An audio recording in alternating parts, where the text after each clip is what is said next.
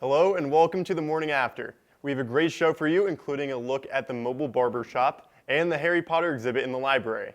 Stick with us.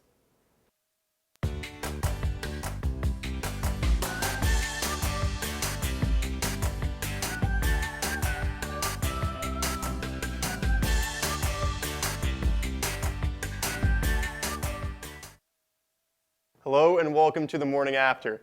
I'm Kyle Levasseur here with the latest in all things going on at Quinnipiac. The soccer and field hockey teams have a new home, as the brand new stadiums were officially opened this week. At the ribbon cutting ceremony, President Leahy, Greg Amodio, and various coaches spoke to the Quinnipiac student body about what these new stadiums mean for the athletic programs. Let's see what they had to say. I'm pleased that we can now today officially dedicate, even though I know we've already had a couple of wins on these fields, officially dedicate these two stadiums and these new fields and facilities. And finally, we have facilities worthy of the 5 teams that play here on these facilities, and Quinnipiac has been so proud of throughout the years. For us, the administration, it's all about providing our coaches and our student athletes with the assets they need to be successful. And clearly, this is further indication of us upholding that promise. In 2007, when Quinnipiac opened the TD Bank facility, I attended the grand opening festivities. And I went back and I wanted to see if anyone forecasted the incredible success the TD Bank ice hockey and basketball facilities would bring. There's been Frozen Four trips, there's been a Sweet 16 trip, there's been a top 5 national ranking, and many conference championships. So I did find one quote from men's ice hockey captain at the time, Reed Cashman, who went on to become our assistant coach and one of our most beloved Bobcats. Reed said this during the grand opening of the facility up at TD Bank. "We'd like to be a national contender, and now all of the pieces are in place. And someday, when the puck bounces right and the penalties are at a minimum, maybe we can get to the pinnacle of college hockey." Facilities of this caliber breed national championship contenders and elevate the athletics, academics, and quality experience for all student athletes. Thank you to Quinnipiac University. We are humbled to call the stadium our home. Go Bobcats. The most simple way I can show my gratitude is simply to say thank you for giving us this opportunity and for giving us the opportunity to compete on these fields. And you know, after covering a few field hockey and soccer games already at these new stadiums, I completely agree with what Greg Amodio was saying, as well as President Leahy and some of the coaches saying, you know, this really isn't just a regional gem, but it's also a national gem as far as stadiums are concerned in the NCAA. And I can't wait to also see some lacrosse games played there, as the men's and women's lacrosse team will be sharing the soccer stadium come this spring. Well, moving on from new stadiums to new restaurants on campus, Revolution Sushi and Noodles opened in the cafeteria last month, and students have been raving about the new addition. But how well do people know what sushi they're actually eating?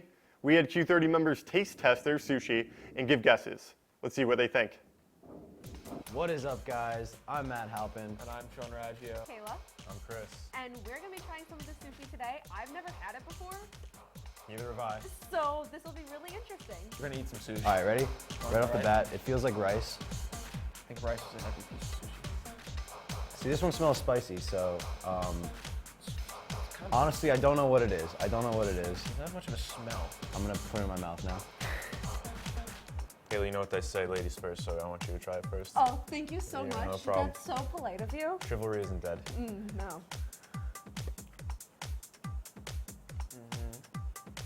All right, I'm getting some celery, some avocado in there. There was clearly wasabi on that.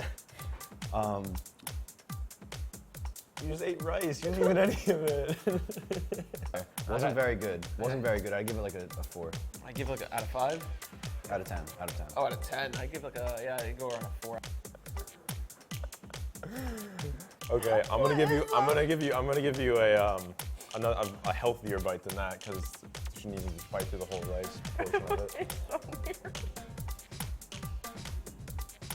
That, but I don't know, I think shrimp has more of a distinctive taste. You Chartwells. How does that make you feel? We're gonna try the crab one now. I don't remember what it's called, but I think I had this one for lunch today. It's not the flavor board at first, but not bad.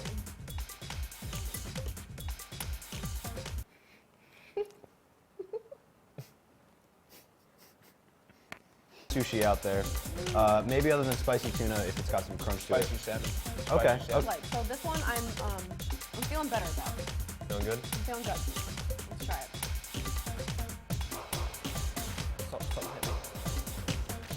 It's gotta be avo, because there's avo in literally everything. Yeah, that's weird because I didn't taste any fish in that one, so I'm just gonna Definitely the crunch of a go celery. with some sort of like vegetarian roll. Yeah.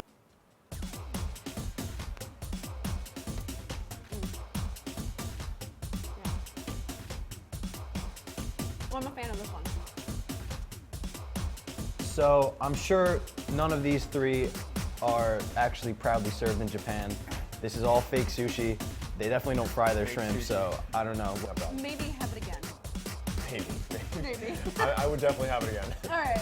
Back to you guys at the desk.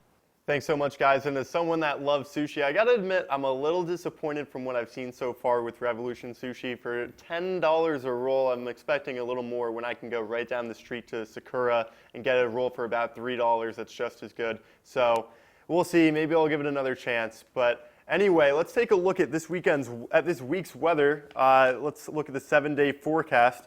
Today, it was a hot one. It's reached a high of 82 degrees, partly cloudy. Tomorrow is also going to be very nice. No clouds in the sky, a high of 75 degrees. Friday, it's going to cool down a little bit, a high of 67 degrees, but still sunny. Saturday, it looks like it's going to be a little rainy, a high of 64 degrees. Sunday and Monday also look to be beautiful. 69 degrees is your high on Sunday. 70 degrees is your high on Monday. And then Tuesday, again, a high of 69 degrees. And sunny. Well, we're now going to bring in the editor-in-chief of the online blog, The Odyssey, Ariel Sabo. Ariel, thank you so much for joining us today. Of course. Thank you for having me. So I got to ask, how did you initially get interested in joining The Odyssey? Actually, I was not interested at all. Oh, really? I obviously am a journalism major, but I did not believe that writing for a blog, would help me in any sense. My friend Jada actually last semester of my freshman year introduced me to the Odyssey. She was the one that kind of pushed me to go for it, and then she was actually the editor-in-chief, and she's a health science major, I believe, so she did not want to take on that editor-in-chief position anymore. And this past summer, the managing editor, who's my boss in New York City for headquarters of Odyssey, she actually offered me the position, so I was extremely excited about it. So what exactly is the Odyssey for people that don't know? So the Odyssey is pretty much like a miscellaneous amount of articles. It goes from anything from Hurricane Irma that just happened, Hurricane Jose, to politics about Trump, or you can just write about, 10 signs that go to Quinnipiac University. And what are your responsibilities as editor-in-chief? It's a lot, definitely. I did not think it was going to be so much of a big deal and such a big responsibility. But it definitely something to get involved in. I really do think that it's taking up a lot of time, but I love it. I write my own articles and edit every other person's articles throughout the entire Quinnipiac Odyssey. Quinnipiac Odyssey. Mm-hmm. It definitely seems like my boss helps me, but I'd like to have someone under me so I don't have to do as much work. Right now we're at I believe 12 people, so we want to hit that 15 goal for next week, so it's very exciting. Nice. And you said initially you weren't interested, but being a journalism student, what have you learned that can transfer from the blog world to a journalism student? Definitely writing obviously is the main key. Definitely helped from writing such little topics to an open letter to my sister, for example, to Hurricane Irma, definitely some tragedies. And it definitely made me become a better writer, I believe. I'm sadly not involved in the Chronicle, so getting involved with the Odyssey was definitely something that I'm so happy I'm a part of. And what would you say to someone that isn't sure if they should join but is thinking about it? I definitely think that you should come talk to me because I definitely have a passion for Odyssey. But if not, definitely look at other people's articles that have been shared throughout the Odyssey website, and if not through Quinnipiac's Odyssey. It's definitely something I know most people that have just recently got involved definitely have a liking for. Great. Well, thank you so much for joining us, Thanks Ariel. for having me. We'll be right back after a quick commercial break. When we come back, we'll be talking about the mobile barber shop in the campus parking lot, as well as the new Harry Potter exhibit on medieval medicine, right here on The Morning After. Coming up on #that, we talk about some fun events around Quinnipiac's campus. And we talk about some weird news that's been discussed around Twitter. All that and more, we are your source for Quinnipiac's entertainment news.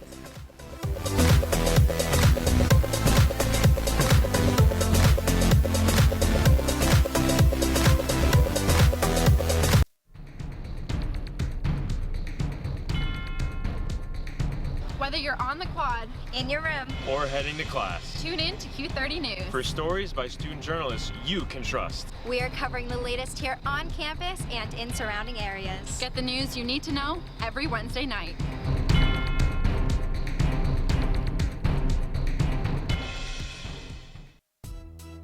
Bobcat Breakdown presented by the Quinnipiac Bobcats Sports Network. We are your source for debate. Did they make the playoffs last year, Tom Jenkins? When it clicks, it clicks. We dissect Quinnipiac athletics on a scale you've never seen before. With Tobia, it almost looks like she's reaching a little bit. Plus, we bring in the biggest names surrounding college sports. We are live here at the Times Union Center with Jay Billis. And of course, some comedy.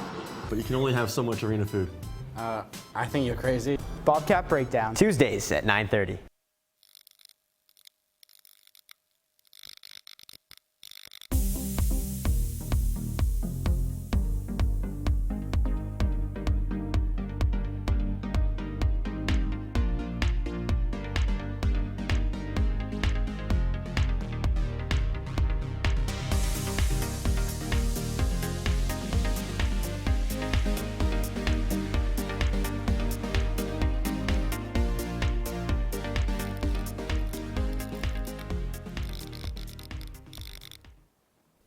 Junior Thanks, Cameron guys. Burbank I'm made the joined here switch with this year from student to businessman. Next month, Burbank is opening a mobile barber shop that will be giving haircuts in the Hilltop parking lot. Brenna Oricoli sat down with Burbank to talk about the inspiration behind the idea, as well as what has gone into opening day. Let's take a look. Thanks, guys. I'm joined here with Cameron Burbank, the founder of Burbank's Mobile Barbershop. Cameron, thanks for joining us. Absolutely. Happy to be here. So tell me a little bit about this mobile barbershop that you've started on campus. Sure. Burbank's Mobile Barbershop operates out of a 35-foot trailer that's able to travel around to colleges, retirement communities, business campuses, and give haircuts to people who are just stuck on that campus or otherwise just not convenient for them to get to a barbershop. We're outfitted with 4 barber stations, full-size barber stations. And as well, we have a waiting room, a reception desk, and a small bathroom, really giving you the full barbershop experience. Right. So how did this idea come to you? The idea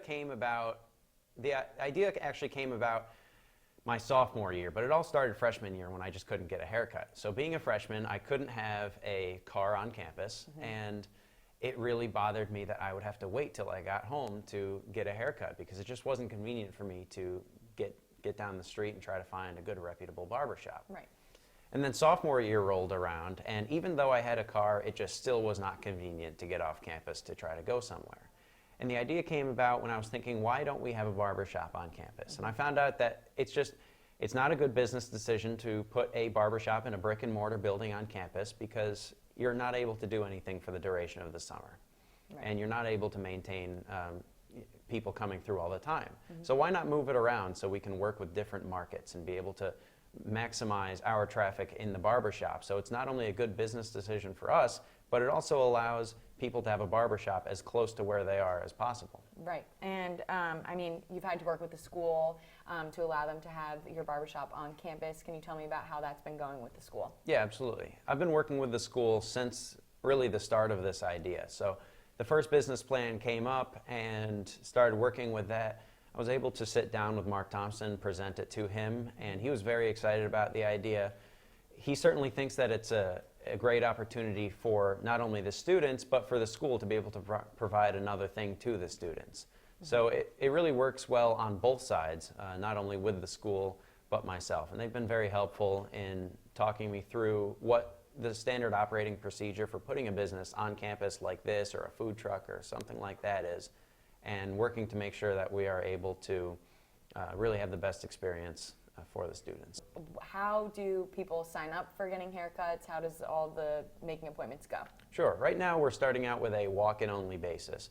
And we came to that decision by actually interviewing customers. We've spoken with several hundreds of customers over the course of many months at different schools, and found that a lot of people think that walk-ins are the way to go. And there are some people who do think that appointments are the way to go, so hopefully starting second semester, we'll be implementing a hybrid system that allows for appointments in the mornings and walk-ins in the afternoons, while walk-ins are still able to come in the mornings, and that will just make sure that everybody's needs are being met. Great, and your barbershop will be located in Hilltop parking lot, correct? Yeah, currently we're scheduled to be in Hilltop parking lot. We are exploring a couple of options for our opening day to possibly put it more towards the center of the campus, but going forward it will be in Hilltop parking lot. Okay, great. Thank you for joining us. Back to you guys at the desk. Thanks, guys. I'm now joined alongside Grace Manthe, and we're going to talk about our love for Harry Potter, as the Arnold Bernard Library will be holding a Harry Potter exhibit on October 15th. Grace, do you want to just explain a little bit about what it's about? Well, I went in there and looked at it because I was curious. I was walking down in the quad one day, and someone was like, "Grace, have you seen the Harry Potter thing in the library?" And I was like, "No, I haven't." So I went in there and looked at it almost immediately. And it basically is kind of like some of the history and like the medieval, like medicine, science kind of things that in Harry Potter world. Kind of that, like the Harry Potter world is kind of based off of, and like where J.K. Rowling kind of like got some of her ideas and some of the, I don't know, like folklore and myths and stuff like behind a lot of the things that like are in Harry Potter. Well, it amazes me how much detail there is in Harry Potter world, and not just like it's ridiculous. It is ridiculous, and not just what you see in the books and the movies, because there's so many, sub books based off of the original series. And I actually went to Harry Potter World in February for the first time down in Universal, and it was one of the most amazing things ever. Yeah. I felt like a 10-year-old again. Oh yeah, me too. Every time I go you've been? Oh yeah, a couple times. Yeah. What's your favorite part about it? Because for me, like just walking through, and you honestly feel like you're in the world. Like I mean, Diagon Alley, like you feel like you're buying supplies from all the different stores. The rides are amazing. Yeah, I think that's like the biggest thing is just like, oh my God, it's real. I know. Like, can I just live here, please? I actually haven't been to Diagon Alley yet. I think that one was just. It was just like a couple years ago, actually. Right. But it was like I think it was the summer after I graduated high school. Oh, okay. So it's been a couple years. It's been a couple years, but the last time I was there was in May of my senior year, and it was opening in like June or July or something. Right. So at the top of one of the roller coasters, I could like see it. I could see it, but like I was like, just let me in. I just want to see it. You gotta go back. It's amazing. I know. I gotta go back at some point. Maybe it'll be like my senior trip when I graduate here. That sounds pretty fun. Yeah. I mean, they have the dragon in Harry Potter 7 Part 2. They have it on top of Gringotts Bank, blowing fire at I know. people. I've seen all the pictures. I know. I'm like, I want to go. And they have this ride where you travel inside Gringotts Bank, and just even when you're waiting in line, like. You just feel like you're in the bank, and there's so many holograms that they use to like keep you interested. Yeah. It's just such an amazing experience. Yeah, that's what I like about the Hogwarts. What's it called? Harry Potter and the Forbidden Journey or something. And that's like one of the coolest things. You literally are just in Hogwarts. You go in the Gryffindor common room. Like. You get to like go into the Defense Against the Dark Arts classroom. And like, oh look, there's Harry Potter. And I know a lot of people are Harry Potter fans, of course, but I don't think most Harry Potter fans would go to the extremes that you have, where, if I'm right, you actually have a tattoo. I actually have two. Wow, that's dedication. So there's this one. I'll show the camera. This one, I don't know which one to look at, but the lightning bolt. The lightning bolt. This one's the more subtle. Not a lot of people know. Like I have this one. They're like, oh, that's cool. Right. But I also have a Deathly Hallows on my shoulder. Very cool. Interesting story about that. Me and my brother and sister were triplets, and we all have them. And as children, as like babies, because there were 3 of us, my mom kind of color coded us, you know, and so like I was born first and my color is purple, so my wand cool. is purple, and then my sister's circle or stone, you know, is red, and then my brother's cloak triangle is green. And it's kind of cool. It's like kind of a sort of a family thing. My dad like read all the books to us like as kids, and so it's just sort of like all of us are kind of like, I'm probably the most into Harry Potter, but it's like kind of like a family affair sort of. Same with us now. I remember just watching the Harry Potter movies just back and back, like so many times with my mom when I was younger, and I actually reread the series over the summer. You forget how good they are, right? There's so Like- many details, and it never gets old. And I wish we could talk Harry Potter all day, but we got to send it back. Grace, thanks for joining me. Yeah. Man, that mobile barber shop really looks like a great idea, especially for students that don't have cars and can't go off campus to local barber shops. And as for Harry Potter, Grace and I could have kept talking about that for days. I mean, just one of my favorite book series and movie series ever. I reread the book series over the summer, and it's just amazing. Keeps getting better each time I read it. And tonight, actually, Harry Potter and the Goblet of Fire will be playing, brought to you by the Student Programming Board, tonight at 8 o'clock in Buckman Theater, so make sure to go if you got nothing going on. Well, we're going to take another commercial break, but when we come back, a look at the new undergrad fraternity that has been started in the Ledges building. Don't go anywhere, we'll be right back.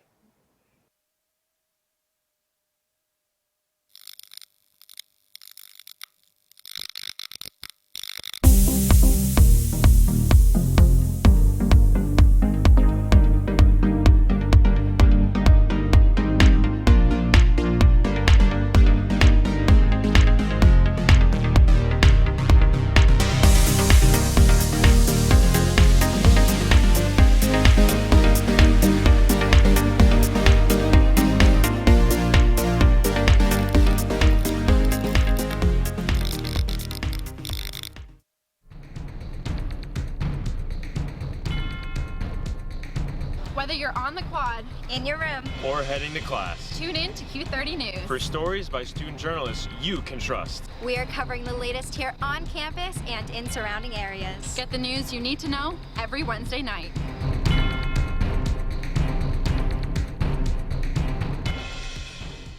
Good morning and welcome to the Morning After.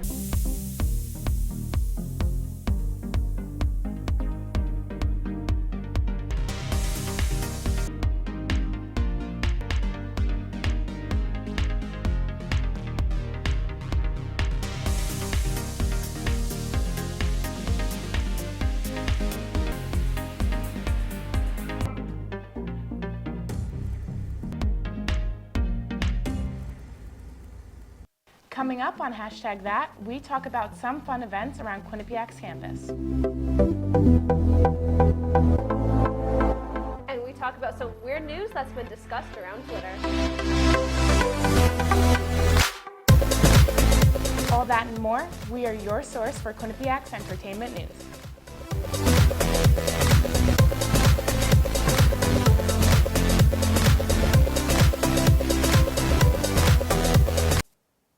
Guys, thank you so much for sticking with us. I'm now joined alongside the Director of Communications of the newest undergrad fraternity, Delta Ledges, Mark Katz. Thanks so much for joining us. Really appreciate it. Thank you for having me, Kyle. So, Mark, we were just talking over the commercial break about how now anyone that lived in Ledges can be a part of the fraternity. Can you just explain a little bit about what Delta Ledges is?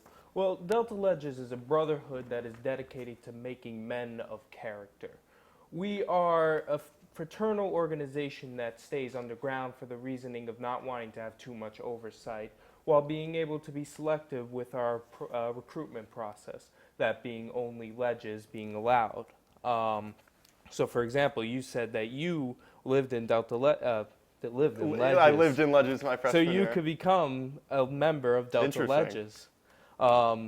There has been, if you're a girl, also you could be an honorary member if Okay. you're from Ledges, but you can't be a full-fledged member since it's a fraternity. Right. But other than that, you can, if you lived there in the past, you can become a member. So where did the idea start? Initially, it started as a joke because we heard our friends were going to join other fraternities, whether that be ZBT or Beta, I believe is the other one. Right. And we started off as a joke, but as it developed and we started doing more and more activities together, like hiking up the mountain in the middle of the night or going out to eat all together as a group, Right. we decided that why as well make a fraternal organization since we're already so close-knit. Interesting, very interesting.